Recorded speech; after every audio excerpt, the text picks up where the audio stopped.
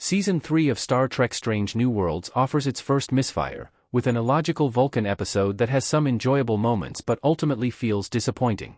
Strange New Worlds has taken some big shots on Paramount+, and the majority of them have paid off handsomely. While Star Trek Strange New Worlds Season 3, Episode 8, 4.5 Vulcans, isn't horrible, it feels like a step back from the season's earlier episodes, particularly following the superb documentary episode, What is Starfleet? 4.5 Vulcans begins with the Enterprise receiving a plea for assistance from the Vulcan High Command. Captain Christopher Pike, Anson Mount, and many of his crew mates transform into Vulcans in order to assist the Vulcans with a mission to Tezer's pre-warp society. This method necessitates a serum created by the Kerkovians in Strange New World Season 2, Episode 5, Charades, in which Lieutenant Spock is transformed into a human. In many ways, 4.5 Vulcans feels like a spiritual sequel to Charades, with its similar plot of Vulcan antics.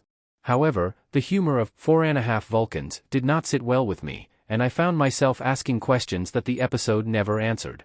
Captain Pike, Lieutenant Lon Noonien Singh, Nurse Christine Chapel, and Ensign Nyota Uhura all take the serum to become fully Vulcanized. It does not work on Commander Pelia, which disappoints her. Spock joins Pike and the landing party on their mission to Tezer, which they achieve in record time. We don't get to see any of the expedition to Tezer, which is a little depressing, but when the landing party returns, the serum intended to transform them back to humans does not work. Stuck as Vulcans, Pike, Lon, Chapel, and Uhura use their newfound reasoning to manage their lives, resulting in several issues. Pike sabotages Captain Batel's conference with Admiral Pasok, Graham Somerville, Chapel isolates herself and focuses on study, Uhura minds melds with Beto Ortegas, and Lon attempts to spark a cosmic war. While some of these Vulcan characteristics make sense for the characters, it does not entirely explain how being Vulcans would change them in this way. The Vulcans we've seen on Star Trek do not behave like this. 4.5 Vulcans attempts to explain this by stating that Pike and his crew members Kutros are still human, but it still seems absurd. While the episode has some amusing moments, it occasionally feels like it's mocking Vulcans, and hence Spock, which doesn't sit well. Perhaps the episode's best team-up occurs when Lieutenant Commander James T. Kirk, Paul Wesley, returns to the Enterprise and reconnects with Lieutenant Scotty, Martin Quinn. Kirk greets Scotty upon his arrival via transporter, instructing his future chief engineer to identify to him as Jim, citing their shared near-death experience in The Zealot Who Ate Its Tail.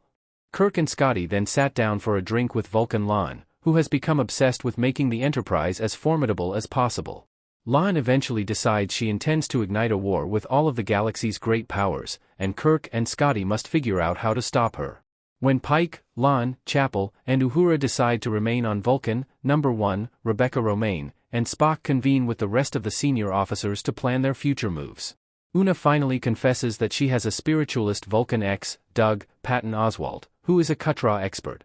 While it's always nice to watch Patton Oswalt, his storyline with Una feels like something out of a 90s comedy. The towering, handsome Illyrian and the short, average-looking Vulcan have too much chemistry, making it impossible for them to focus on anything else while they are together.